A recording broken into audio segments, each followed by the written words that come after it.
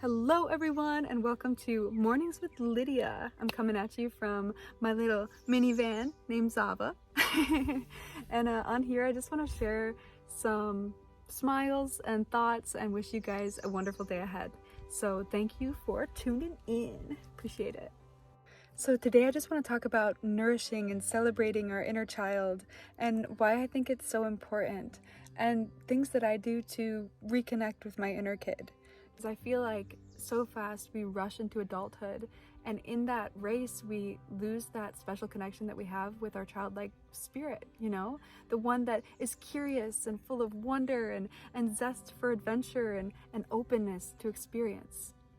So I feel like by reconnecting with our inner child, we can gain a new appreciation for things that might otherwise have gotten lost in the race.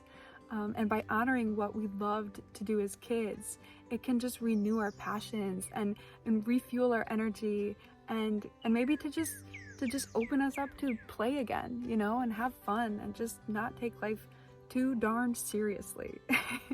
Okay, so on that note, here are a few things that I do to reconnect with my inner child. First and foremost is I slow down.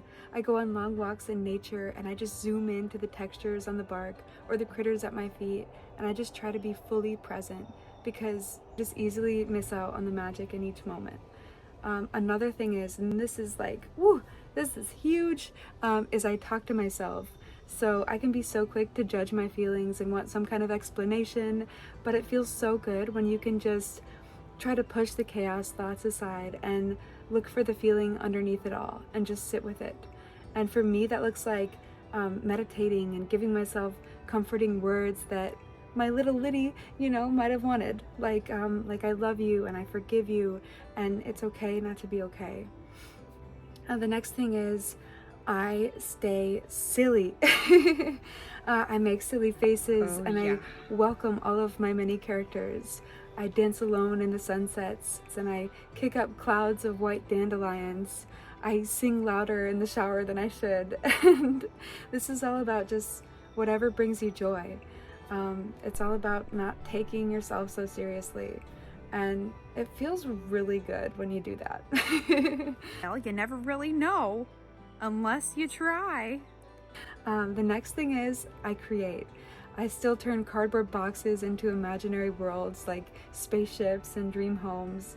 And I say the bigger the mess, the better when you're pulling out the paints or, you know, you have dirty toes from digging in the sand.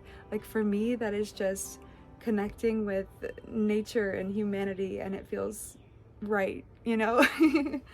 I would say lastly is I just adventure.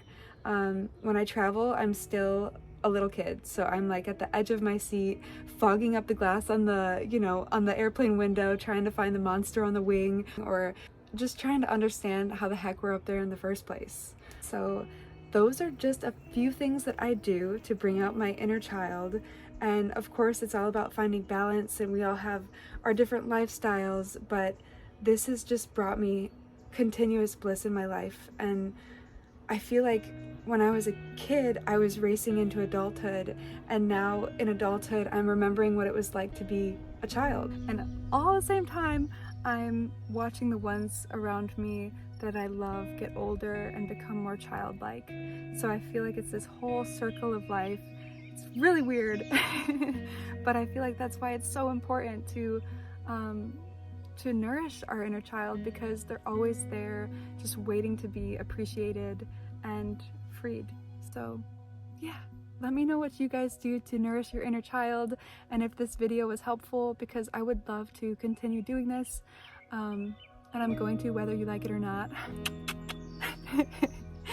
But yes, I hope you guys have an amazing morning, and I will see you next time. Sending you love and peace and bliss and happiness. Bye. Okay, this is fun. You and me here doing this thing. Mornings, with Lydia. Ooh, yeah. Frida Kahlo, what do you think about that? What do you think about that? Ooh, yeah, it's morning, so you probably can't handle all this rap. Oh, yeah.